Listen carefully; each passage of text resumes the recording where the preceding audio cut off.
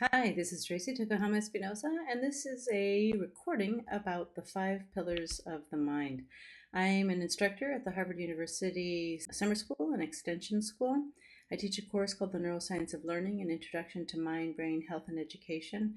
And I'm associate editor at Nature Partner Journal's Science of Learning and a co-founder of Conexiones, the learning sciences platform. Today we're going to define a few terms, and then I'm going to tell you a story. Had to do with a request that we got from a Latin American government that led to this terrific find, a hypothesis that we formed, and the findings that we had. And then I want to summarize this by looking at 5 eureka moments that sort of came along the way that led to this finding about the 5 pillars. So, just a few words of caution here. If everything we need to understand about the brain is a mile, according to Jeff Lickman at Harvard, we've traveled about 3 inches. And so really we are in diapers as far as, really getting to know how the human brain works. We know more than ever before in the history of humanity, but we still know very little. So we have to sort of take all of this with a bit of caution. The information that I found in these, 1,000 studies is representative of what we know today. Okay. And I also want to ask you to sort of suspend a bit of your beliefs.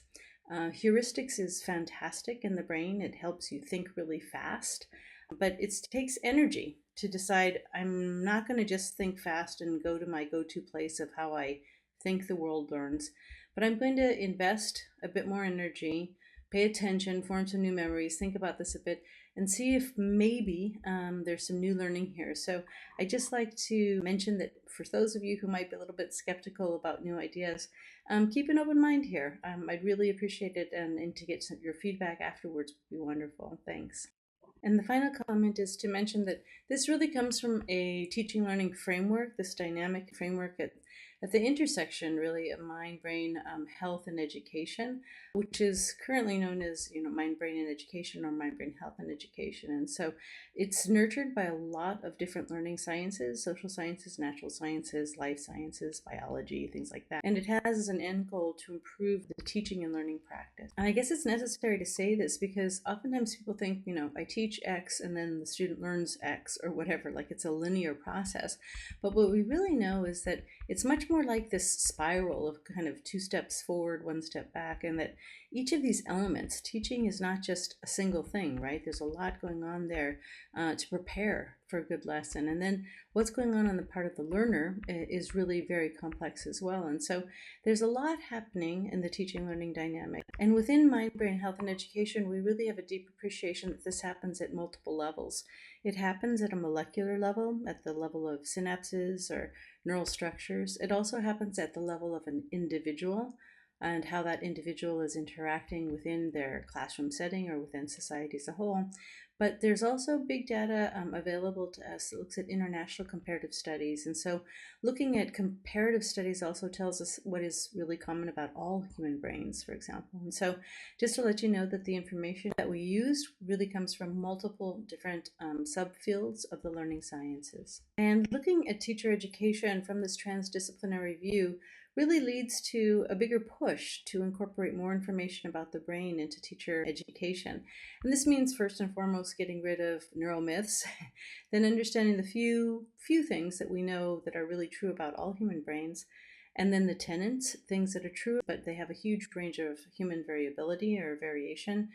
Then take into consideration cultural and context of the individual. If we can do all of that, then we can talk about what is the most appropriate instructional guidelines that should be applied within different classrooms. So here's the story I want to share. Once upon a time, we had a Latin American government approach us and they said, we have a problem. Not all of our kids are getting into kindergarten prepared.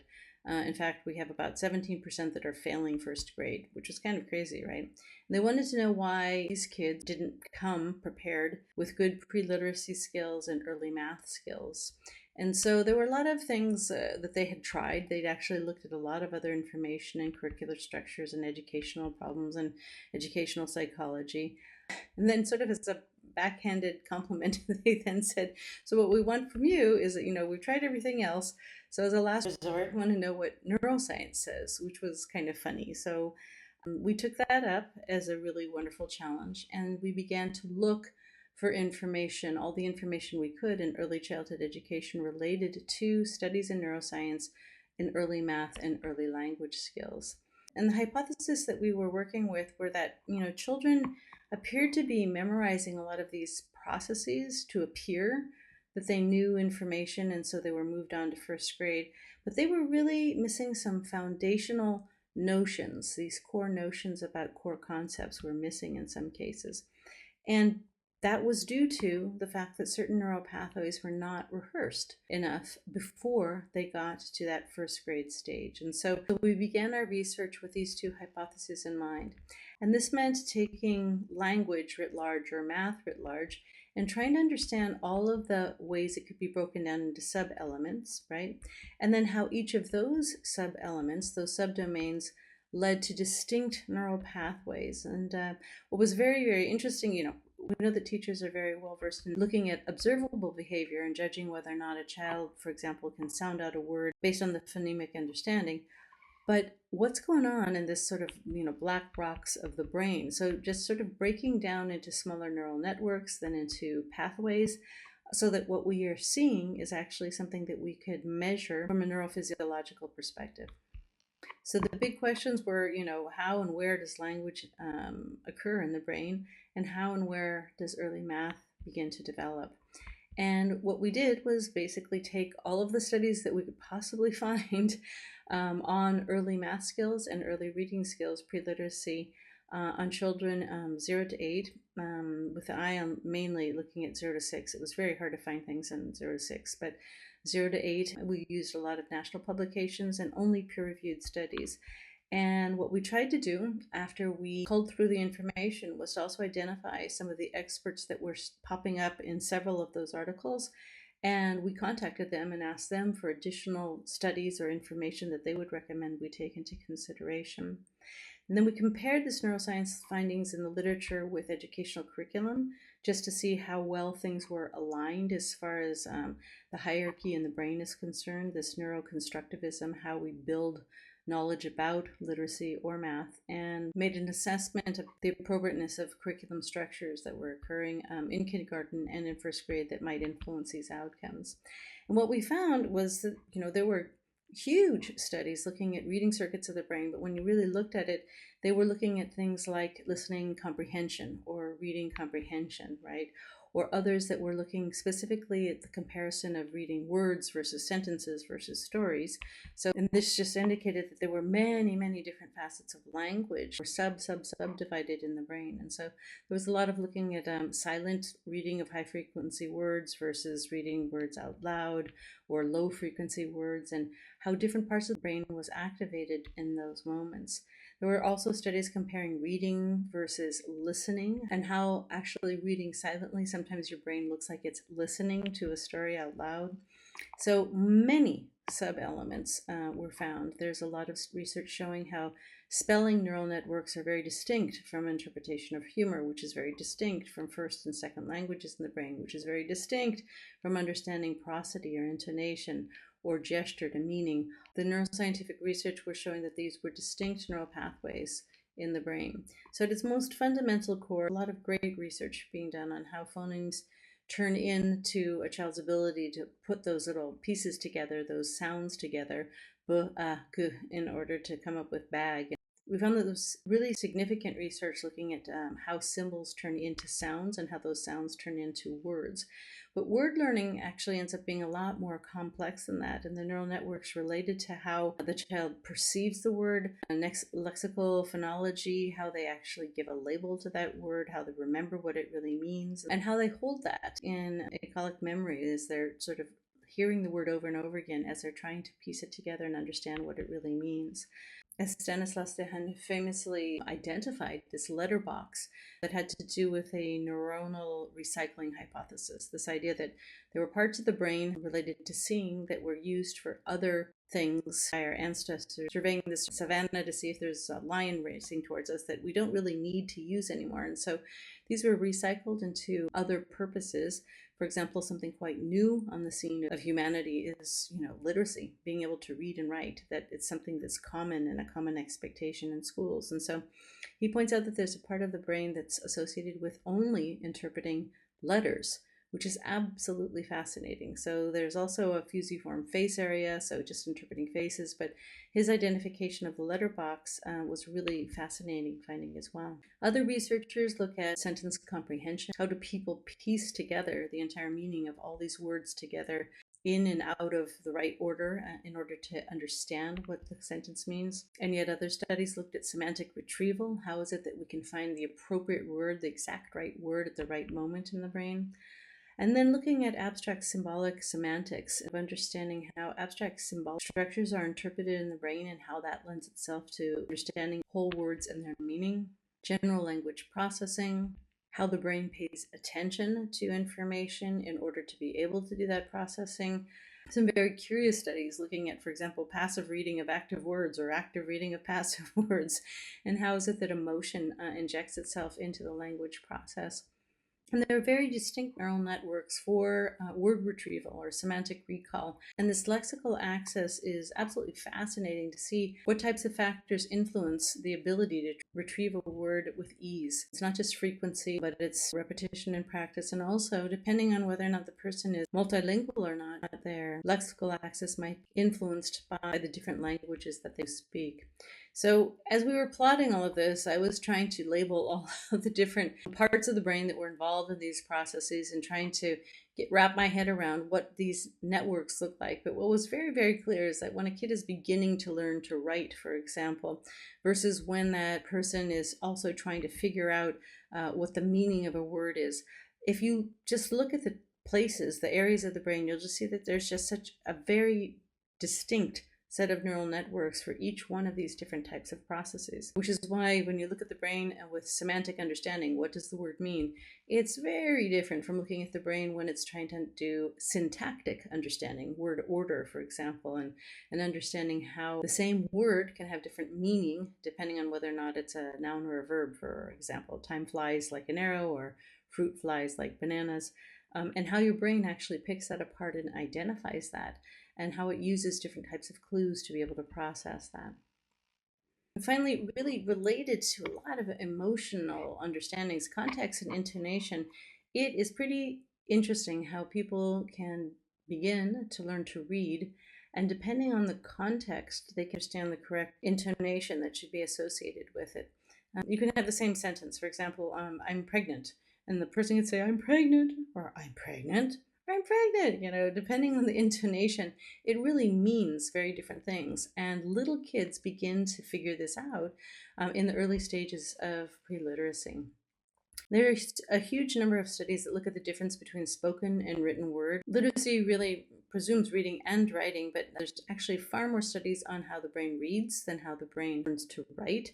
And understanding the difference between spoken words versus written words is also a whole new area of study of the brain. And this makes a lot of sense when you look at educational psychology studies and neurolinguistics, because of the historical roots of spoken language versus written language. They should be slightly different neural pathways, but it is pretty interesting to see these things all together. So going back again to semantic recall or lexical retrieval, a lot of these things have to do with frequency of exposure. I'm not sure how often have you seen the word, but what's been fascinating is that there's a great use of studies, for example, of dyslexic individuals, comparing how normal reading individuals differ in their brains as well. Looking at exceptional brains has really given us a lot of new insight on how the brain works as well. So at the end of the day, I guess the best summary about all of the studies that we found on language was to use a quote from Indefry and Gullenberg, who pointed out that it's probably easier to say what parts of the brain are not used in language as opposed to which ones are, because language covers networks that cross the hemispheres all over the brain. And this speaks to the complexity of language, and also why, when we as teachers talk about a kid having language difficulties or language problems, we really need to become more precise. We found very similar things in studies on math. One of the most amazing, and probably what got a lot of the balls rolling in this whole field, was Dehaene's work looking at what he called it as a triple code. He found that the Arabic numeral 3, the number 3 written as a word, and 3 dots were actually in slightly in different parts of the brain. So basically, when your brain hears 3 or sees 3 in different formats, it's actually processing that in a very different way. What does this really mean? It means that, or the greater number of ways an individual can understand the concept, for example, of 3, the higher the likelihood that they'll be able to use it within context, depending on the changing context that occurs. So teachers, it's a great lesson for teachers, right? The greater variety that we can add to our class of what 3 is like, and also sensory wise as well, right? Drawing a 3 on somebody's back, or creating a sandpaper 3, or looking at 3 not only in Arabic numerals, but maybe in Roman numerals as well. All of those distinct ways will enter the schematic concept of 3 in slightly different ways into different parts of the brain, strengthening the general schema for the concept of 3. And so this triple code really set off a lot of different research that offered up neurophysiological studies that showed things that maybe Piaget had suggested back in the 1920s, which you couldn't see with the technology at the time. So this was pretty fascinating to see how mental schema are built up in the brain. Other studies in math looked at magnitude estimation. How is it that we guess if there's more or less in the penny jar? So as we were documenting all of these different studies and the different neural networks that seem to be related to them, and by the way, most of these studies will mention brain areas, brain names, brain parts, but they won't talk about the full network. So talking about network studies is the whole next step in this process, is to understand better how the networks are in place. And I'll get to that in just a second with the new technology that we now have. But we tried to lay out the studies in a way that we understood the types of goals and objectives that occurred in schools, and then what networks appeared to be related to those particular objectives, and then looking at those greater neural networks as a whole. So initial number sense, or equivalencies, or ordinality versus sequence, all of these things are quite different areas of the brain. And so it's not that there's one part of the brain that does math, but many different types of brain areas that do that. And so this led us to also look at a huge range of studies that related to social cognition, social aspect, social emotional aspect of learning, and what this meant as far as early math or early literacy training. And so looking at all of these different networks related to social cognitive neuroscience, tried to do the same thing as we began to plot, well, which areas of the brain were actually being mentioned in each of these different studies. And this became such a scribble scrabble that, my final drawing looked kind of like this. I know this is a joke, but really the truth of the matter is that these networks seem to crisscross through multiple regions over time. And the big idea for teachers is you don't need to know where those networks are, but you do need to know how they influence learning. So our number one big eureka moment came up when we realized that Piaget was right. There is constructivism, and this neuroconstructivism in the brain means that basic core foundational notions need to be in place, and all of them, multiple ones, have to be linked together in these networks before an observable behavior like reading or the ability to add actually comes into play. And once a child can do that, then that can lead to other higher order thinking. But these basic neural pathways need to be in place before complex ones can be developed. So that was a big insight. So when we were laying out and trying to organize all of this information, we took the different neural pathways that were mentioned in the neuroscience literature. We tried to pair it with information that happens in education. We cited all those studies here. We talked a bit about the general concept that was being discussed. For example, in this study, it was related to forms and shapes and spatial rotation. And then we looked at the age of the students of these particular studies, and we compared them to curricular structures that have been pretty much the norm around at least the United States for several years. And what was really interesting, eureka moment number 2 out of the 5, was that the curriculum structure and neuroconstructivism generally align, with one exception, and that was in math, in division. Typically speaking, we teach division paired with multiplication around 8 or 9 years of age. But what is clear in these other neuroscience studies is that kids as young as 3 are really good at social division. Here's a bunch of candies, or give the same amount to everybody in the group. And they can do that. And so we know that division capabilities are earlier than we actually teach them. The other thing that we found, which was kind of interesting, is that Multiplication, which is taught in tandem with division, is kind of strange because your brain would actually think it's much more paired up with addition. And so, as far as the neural circuits are concerned, and so there was a few little strange things there, mainly around the second grade multiplication and division, but otherwise, in general, the learning trajectory that was presented was very, very much aligned with how your brain would typically take on language or math. And so the third big aha moment for us is when we began to label and set out that huge Excel with all of the different types of learning that was going on. We found that there were 4 basic types of neural networks, and that they could be subdivided into these 16 subnetworks, and then those led off into dozens of other pathways. And so this allowed us to say, here's 16 key neural networks related to language that have to be working well before a child has those early math or pre-literacy abilities. This was nearly identical to math. In math, you also need those sensory networks working. You need to take into consideration the cultural, social, emotional context of the kid. Memory, attention, and executive functions are key to all learning. And then in addition, you need to have specific, domain-specific networks related to math. So the literature gave us the answer to these 2 different hypotheses that we were talking about here. We were questioning whether or not foundational knowledge was important. Well, these core notions have to be in place before the child would be able to manifest some kind of behavior based on those foundational neural networks. And what was clear is that some of these neural pathways were not rehearsed enough. That was a key finding there.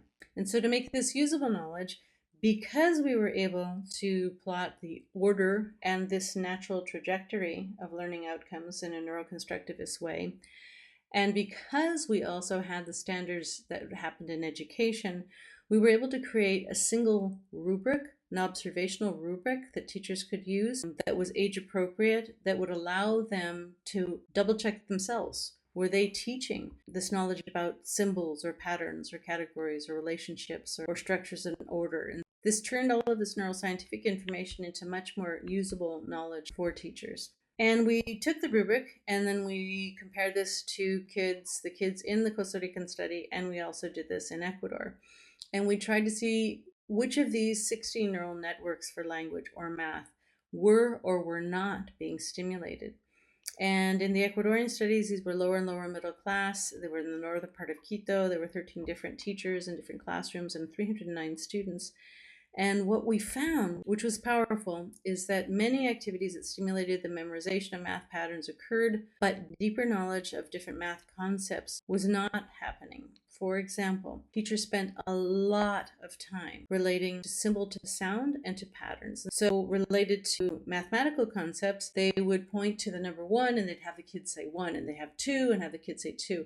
They did not give them a variety of examples of what 1 or 2 or 3 meant. They didn't hold 3 different things in their hands in order to see this. They just parroted back counting the teacher. And so they could hold up a number and the kid could say it, but they didn't have the concept of that notion. Very similarly, they rehearsed letters in very much the same way. They would have the kids see the letter A and say A and B, but they would not necessarily pair that symbol with a specific phoneme, or if they did it with only a single phoneme, and kids weren't able to extrapolate how to put those things together into different word contexts. And so what was fascinating to us is that, yes, there are 16 neural networks. We only observed that 8 of them were ever stimulated, and only 3 of them were actually done well. This was a big red flag pointing out that yes, indeed, these networks were not rehearsed enough, which is why those kids were not able to have adequate pre-literacy and early numeracy skills when they hit first grade. So the big idea that we found here, though, in talking with the teachers, is they can get it. They get it really fast. In fact, it takes only about an hour and a half of instruction to show them these 16 neural networks and why they're different and why they're important to look at. But the teachers don't stimulate those networks because they don't even know they exist. So this fourth big finding for us is that it's quite easy to teach this to teachers, but it's simply not part of teacher education yet. So to give you an example, each one of those 4 big categories that spits out these 16 neural networks have multiple pathways. For example, when we talk about hearing has distinct neural pathways related to pitch or tempo or tone or prosody or loudness or background to foreground or left to right or speech sounds versus non-speech sounds. And so there's multiple subnetworks, which we would call neural pathways, multiple pathways that lead to these bigger networks. Similarly, in vision, it's a distinct neural network that deals with color versus luminance versus motion versus size or proximity or perception versus action or spatial temporal contrast or faces versus other objects or letters versus other objects or saliency. All of these things are distinct neural networks. And so we're not suggesting that teachers need to know all of these things and all of these networks, but they should have a deeper appreciation of how all of these networks contribute to a child's ability to do math or language in the appropriate way. Similar with motor skills and all of the sub-skills related to context and cultural and social emotional aspects, and general cognition, which we oftentimes just talk about memory or attention, executive functions, without realizing how many sub-elements there are within memory or attention, and that executive functions is actually just a combination of memory and attention. And so understanding that can benefit teachers because they're able to understand and diagnose better student learning difficulties. Is it simply sensory perception, he can't see well, or is it psychological, he's being bullied and can't pay attention in class? Or is it general cognition? And if not general cognition, which area specifically related to math or language does he need to work on? And so that is a key idea here, is to help teachers understand, yes, there's a complexity. They don't have to memorize all of the different networks. What they do need to know is that they exist. This means saying a kid has language problems is not as helpful or efficient or as precise as saying, he has a working memory problem, or he has problems with symbol to sound relationships. The more specific we get, the more accurate our interventions will be. So you guys are probably like, this is way too much information. How am I going to do this? I have to do all these other things at school, and now you want me to learn about the brain. We think that it's important for teachers to begin with, some very core concepts. All new learning passes through the filter of prior experience. This is the whole context idea, right? What a child knows influences what he can know in the future. And the more you know, the more you can know. This has to do with how neural networks are formed. And once they connect, they have these additional dendrites and they can connect to other things. And so the more early experience that child has, the more beneficial it will be for his later learning. It doesn't mean he can't do it. It just means that he might not have been exposed enough, had those distinct neural networks primed to do well.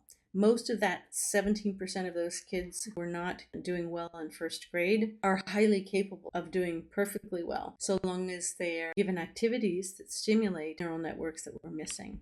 So I mentioned earlier that I wanted to share some more up-to-date technology. And starting about 2010, the Human Connection project came on the scene. And this is what has given us a much deeper appreciation of the neural networks that are involved in these early math and early literacy skills, but also a whole host of other things that are going on. And so by seeing these vast array of networks as opposed to just a single spot in the brain, this has been really beneficial in helping teachers of looking at educational goals more like weaving together this vast fabric that has to come together to have this beautiful, perfect pattern before it's finished. There's a lot of networks that go into the ability to read or to do math, and they're all intertwined, and that is a key element that comes out of the Human Connectome project. So just a summary.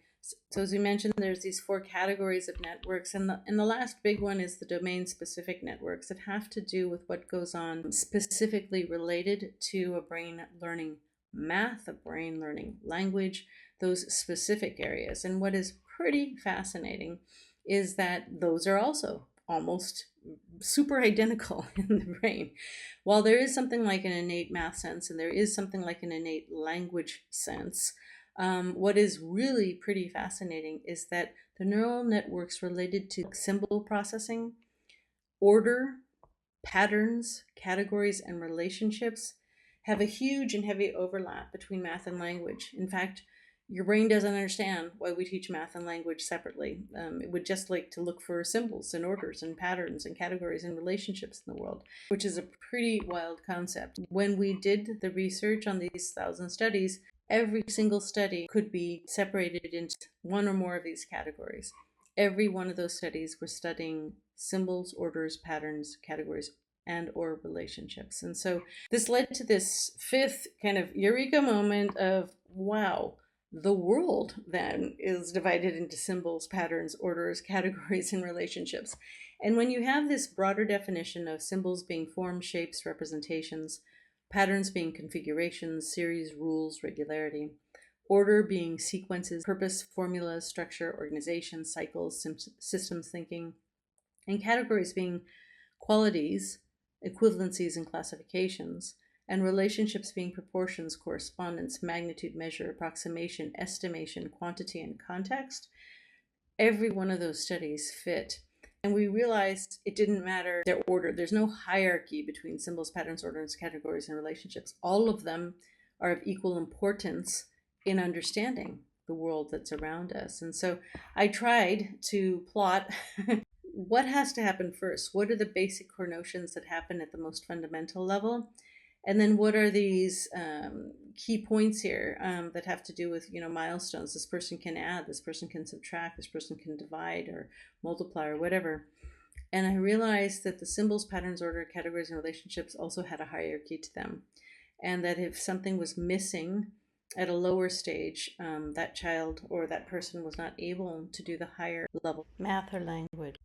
So completing the plotting of all of these studies, we looked at number sense and the sub-elements and sub-studies there, and we looked at symbols and all of the different symbols that occurred in these studies, including symbolic versus non-symbolic numerical systems. For example, understanding what an equal sign or a plus sign is. And so we looked at symbols also considering them as shapes, geometric forms, and things like that, the symbols that represent there. When we did order, we looked at ordinality, and we looked at order and sequence, and we looked at patterns and replication and regularity. And all of the studies that we came across fit into these 5 different pillars of either being a symbol, pattern, order, relationship, or a category. And we were able to expand this beyond just the 0 to 8-year-old to see that it did extend all the way through to higher order math systems as well. And so everything could be expressed in this way, which was a great surprise. And so I just want to ask you right now, if you just look up and think for a minute,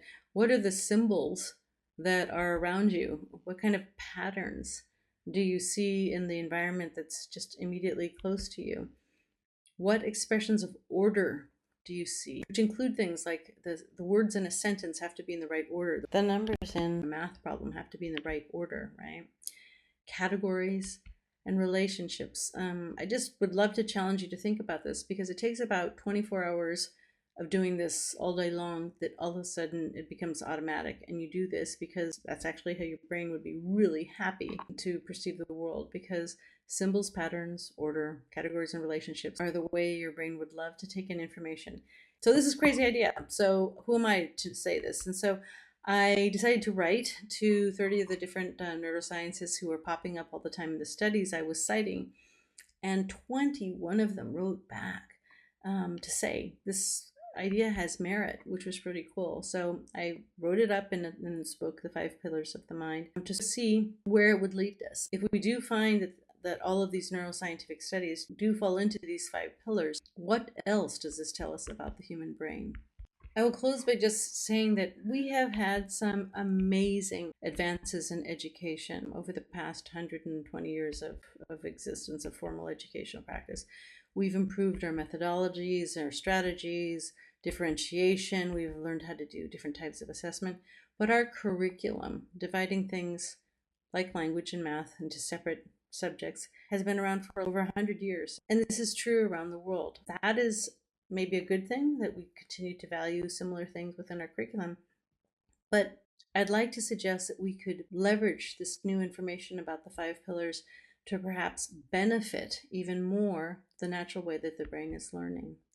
The benefits I see is that the 5 pillars it's simple to understand. Any 5-year-old understands symbols, patterns, order, categories, and relationships. They're transdisciplinary. They include soft skills as well as domain area things that are taught in schools and lifelong learning.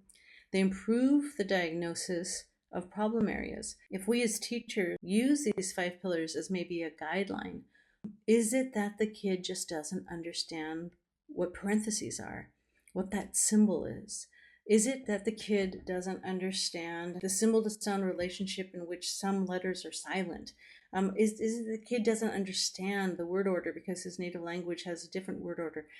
This allows us, because of this natural trajectory and hierarchy, to focus on mastery learning as we have a hierarchy of the trajectory of learning, right?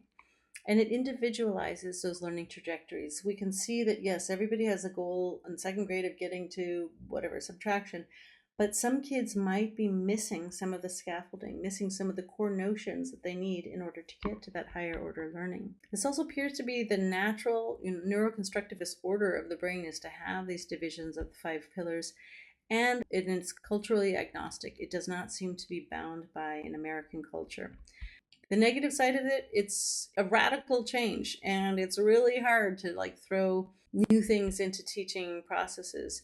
It makes us rethink, what is it that we're doing with curriculum, or why do we have standardized testing on a certain date when we think everybody should be able to do X, when we know different kids, need to have certain core notions shored up because they didn't have that in their earlier life experience, especially those kids coming just straight from kindergarten into first grade. We can't have to be very careful about that.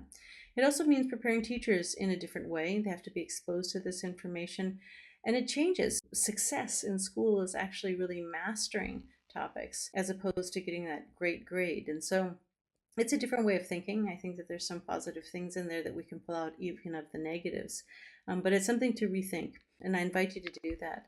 Please begin by telling me, is there anything that you didn't know before you started listening to this? 2 things that you think are pretty cool and you want to keep researching, you want to keep talking about it, and maybe even one thing you might change in your personal professional practice as you think about the 5 pillars of the mind. Okay? So I gave you the story. I shared these 5 eureka moments here. And I'd like you now to jot down all of those great ideas and questions that you want to talk about when we meet together. Thanks a lot.